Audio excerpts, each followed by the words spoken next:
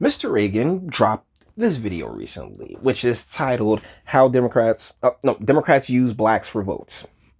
We know this, all right? Like, this is not brand new. So what I want to do is, really back up what he has to say and do my thing, which is add quite a bit more perspective, because he comes at it from this Republican Democrat paradigm. But I believe that paradigm is just shattered against the wall, because Trump in any other era would or should be a Democrat. But because of just the way the label in and of itself lends it, right? The Democrat is a left. Hey, I'm liberal. I want, this. I want things this one way. Whereas the conservative is, hey, individualism, ruggedness, which is respected. But either ways, let's get into this video, and I'll really just hammer home quite a few points. Let's go. So they tend to say that, oh, no, women can be just as physically strong as men. Not all Democrats. Hardcore feminists like to say it, which is obviously insane, right? The average man is stronger than the average woman. Everybody knows this. But not a lot of people like it. Like, a lot of people don't like that reality, but it's real. That's true. That's part of the reality of nature. But that's the thing. What they've done, particularly through the universities and all these different, grievance studies and gender studies classes, is that they've really conditioned generations of people to, legitimately feel as if they don't have to accept that reality at all. Man, and you don't like being a man, you want to be a woman. Democrats say, well, you can just pretend you're a woman and we'll all go along with it. We'll all believe you. If you say you're a woman, you're a woman. This is, of course, absurd. There's all these fake things, right? These lies, essentially, that Democrats perpetuate to facilitate those who don't want to live in reality. So here's the thing. In American politics, it's all monopoly, baby. Democrats have their spaces, Republicans have their spaces. Neither one really goes hard at the other one's space because, respect. And particularly when it comes to Black America, and I speak only of descendants, right?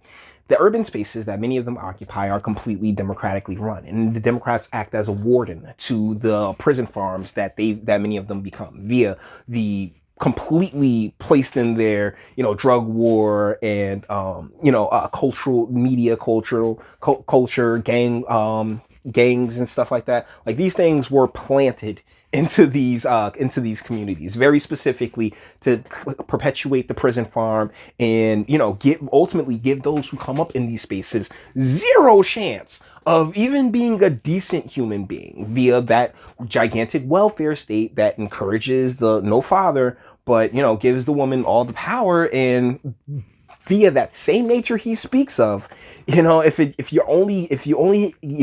you come up in that imbalance, the likelihood, it's not a guarantee, but the statistics state that it goes way higher, of like 84% of the prison population is from single mother households. This is not a coincidence, okay, at all. Living in Middle Earth, right? It's a fantasy version of America. There's two realities. That's the thing. It's not really a fantasy because it's a reality, because of the need to have, basically a place to dump your shit. You need your septic areas where you can have all your degeneracy and wow. Yeah, cities, knock yourself out. And then those who, are of a higher class will just go to whatever gated community that they have and then, sleep peacefully. But as far as the people that are there, yeah, in the children, yeah, it's designed to trip them up. This is really where the class situation comes in more than anybody's political party, because trust me, trailer parks are really no different. There's America as it is, and there's America as the Democrats would like it to be.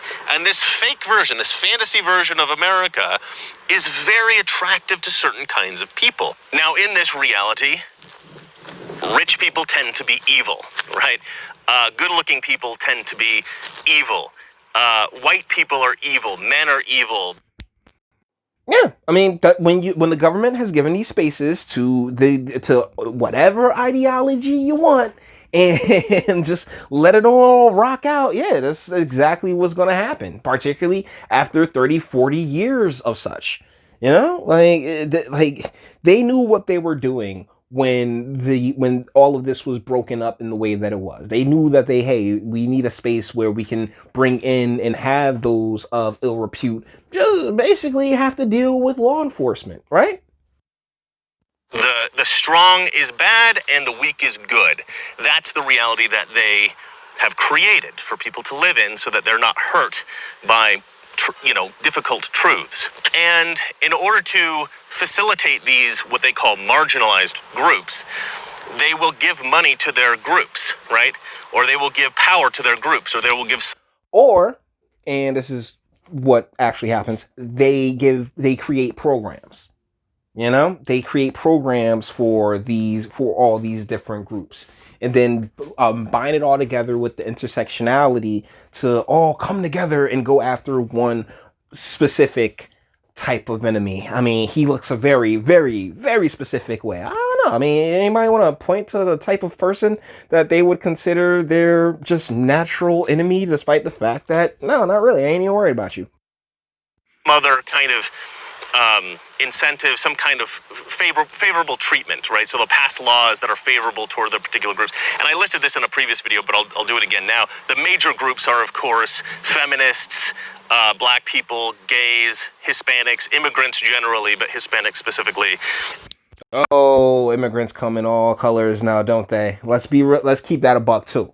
I mean, we got immigrants from Europe, we got immigrants from Germany, we got immigrants from everywhere. All right, this is one of the beautiful things about this country. But after, when you create as many holes as our more left-leaning administrations have, then a lot of ill crap is going to get through. And environmentalists, and of course beta males. Now here's where things get a little bit crazy. Democrats, in catering to these groups, especially people who maybe don't have a ton of money, lower income people, stuff like that, they want to keep people feeling like they are the oppressed people, that they are the victims. Because if you're a victim, the Democrats say, we'll help you, right? We'll create legislation that'll help your group, or we'll make sure that you get some money for, like for instance, Eric Garcetti, because of the riots, Eric Garcetti has taken money out of the police fund and he's pushing it toward the black community somehow. Yeah, more programs. That's their answer for everything. It's more programs. Y'all don't get it. See, that's the thing, man. Like, if you were to call me anything, because I haven't changed my party affiliation yet, I'd be a dino, right? And speaking of which, I know this is a bit of a sidebar. Dino Riders was awesome. Why is that? Like Hollywood? How haven't you? Just no imagination. It was fantastic. It was so small. It was a tiny show. I think they had like 1 season, 2 season tops. It was a tiny show, fantastic toy line, and really, it kind of blows my mind that Dino Riders never became a thing. But speaking of which, dinos, rhinos, it's all the same, man. Like how do I put it? There's levels to establishment, right? The same way that there's levels to the government in and of itself. You got the federal level, state level, local level, county, because in many cases you got 4 on top of you, not just the 3, because it's supposed to be like what you'd like to think it is federal, state, local, right? But the deal is that in between state and local is county. And so you have like 4 completely different sets of laws, a whole bunch of redundancy on top of you as a citizen in the United States at any given time. So there's different levels to the establishments, right? Like here in New Jersey, we had an establishment, the Norcross guys and everything else like that kind of got blown to the side by the Murphy establishment. It's like a national establishment, basically running off of, Obese stuff, the Obama stuff. They pushed, they pushed everything that the state had planned to the side because it was just far more powerful. You get what I'm saying? So the establishment is the establishment, and it doesn't matter whether it's whether they're a Democrat or a Republican or anything else like that. People tend to play their position. We've seen party switches all the time. It should ultimately come down to a set of values, and that's what I think. I called it the white paradigm comes into like red, white, and blue, right? Because Republicans red, Democrats blue. So this the only other color there. Sorry, black people. Is that we need a white paradigm that's just like, look, we do share a certain set of values, right? And I believe that where he goes in on the hey, the individualism and stuff like that. I don't think that that's exclusively a red team thing. I really don't. He hasn't said exactly how, but that's his idea, right? That's a quintessential example of a Democrat saying, we're going to give money to you guys who are going to vote for us Democrats, right? That's their strategy. All right, so how does this translate into an incentive for Democrats to keep certain people marginalized or racist or whatever? Who does... See, here's the thing. I don't think anybody's really all that marginalized when it comes to a lot of what we're witnessing. It's projection from the people who are like, oh my goodness, I'm such a victim. Like your Ice Cubes of the world and all of these rich beyond belief basketball players. Like, yeah, man, Black Lives Matter. Like, bro, like you're doing exceptionally well. I do not begrudge you. So how about you actually appreciate that, like you're working for materialistic things without question, but you're able to provide for yourself and your family, and that really is ultimately what it's about. Thank God. Keep it pushing, but don't pretend like you're on the same level as that child whose two parents, because many of them do come from, or we're told many of these guys do come from upbringings that do come from upbringing. So thusly, you should have even more sensitivity to the fact that no, I am not oppressed. I am super privileged, and honestly, and due to that privilege, I've been able to do things for those I care about. But no. It's just, oh, stop. They hunting us. LeBron James, weak ass. Like, yo, Mike Tyson bent the knee too. Like, they're all bending the knee. Stop. Get on your feet. Be a man. What the hell? It is the weakest shit ever. But to an extent, I also understand Mike Tyson, because Mike Tyson got railroaded without question. But I still don't believe that you bend the knee to this. If you ain't bend the knee to them, you shouldn't be bending the knee to anything or anyone, Mike. Who typically votes Republican? Relatively successful people, business owners, people who are genuinely trying to improve their lives, people who are into growth and achievement and this sort of thing, right?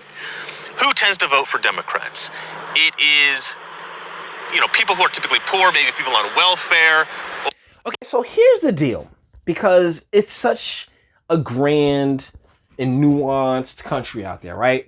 You tend to vote for whoever it is has control when it comes to parties, right? You vote for whoever it is that basically has control and has the numbers. So if you're in a rural area, yeah, it's very more likely that Republicans will have the numbers, as opposed to in an urban area where the Democrats completely have the numbers. And the thing about the American political monopoly is that, the Republicans don't go to urban spaces and try to bring people in. They if they've started something, my bad, but I don't see it. And they stay off of each other's turf. The Democrats, they don't be going running up into the Republican spaces like that. They stay off of each other's turfs. So, to address it from such a paradigm, I believe is faulty, right? Like from the red, blue, Democrat, Republican paradigm is faulty. Trump himself, I think I may have said this already, but this is like the second take of this video. But Trump himself would have been a Democrat only like 10 years ago. Why? Because the sides just keep going further and further to their extremes.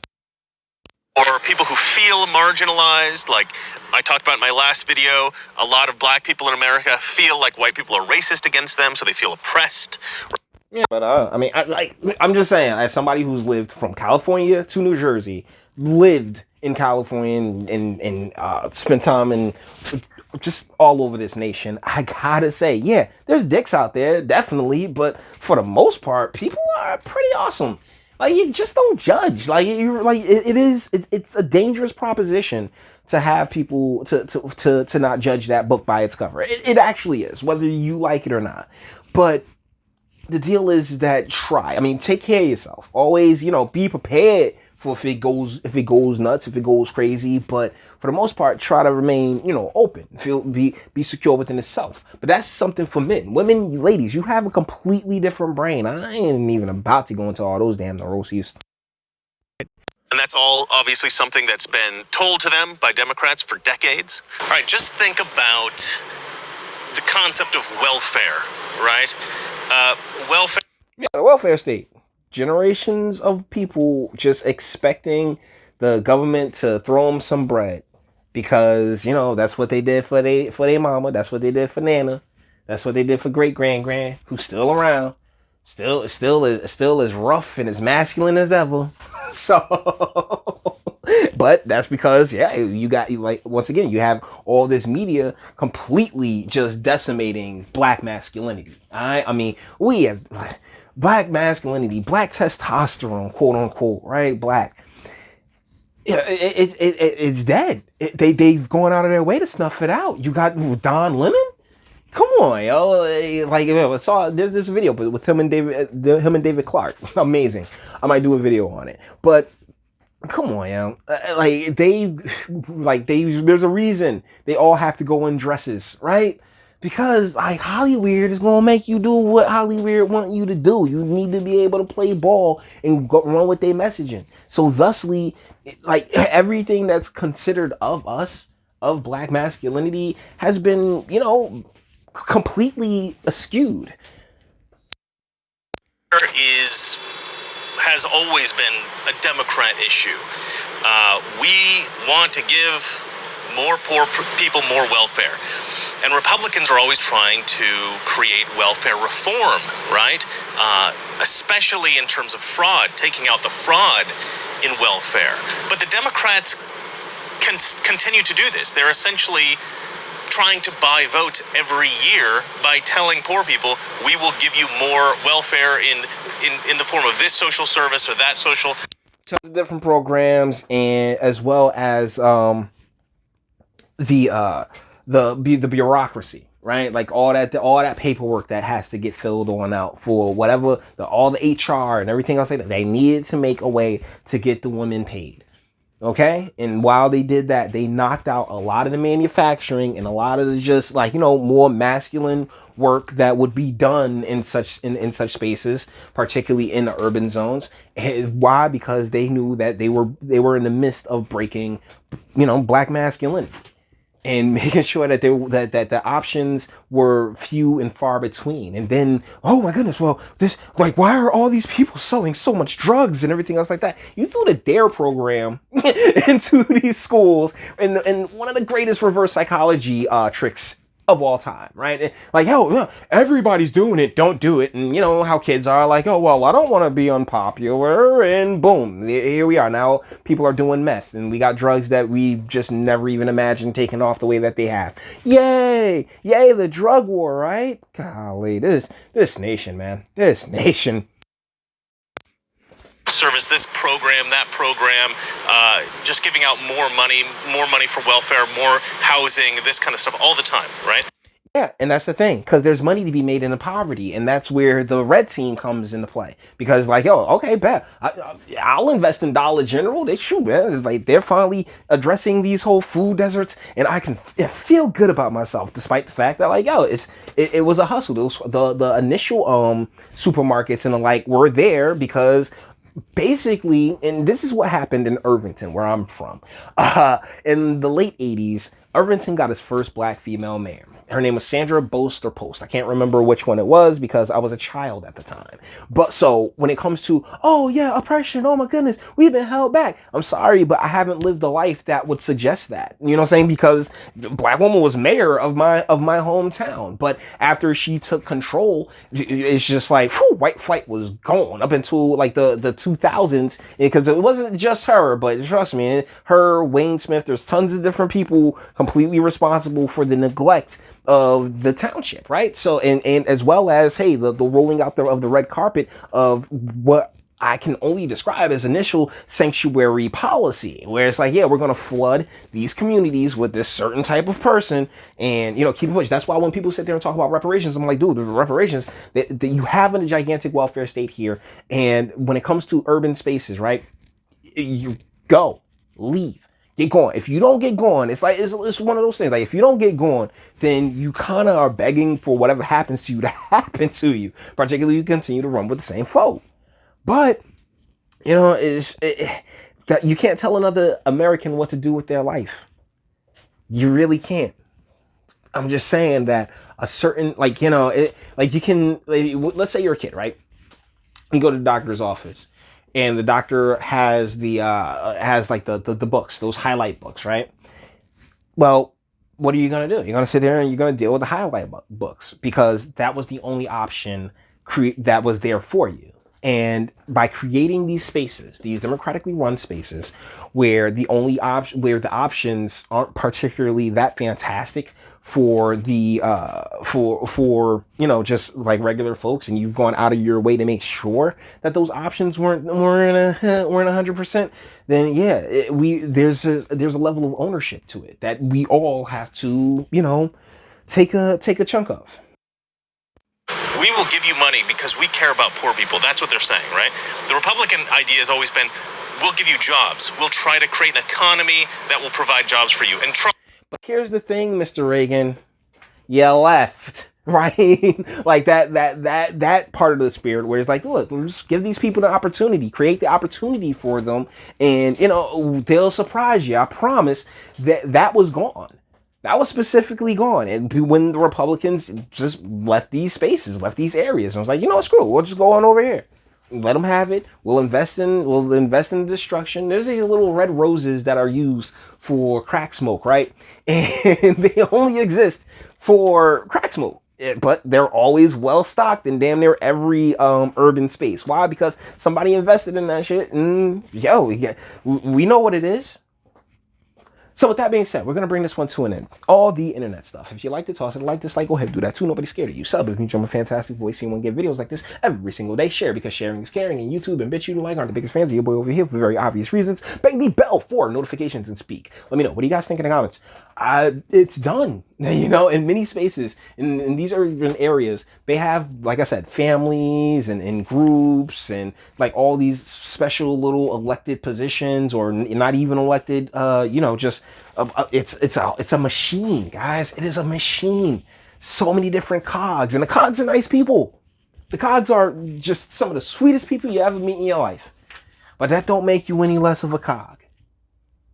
But, what do I know? I'm just some idiot. Let me know what you guys think in the comments. And until the next one.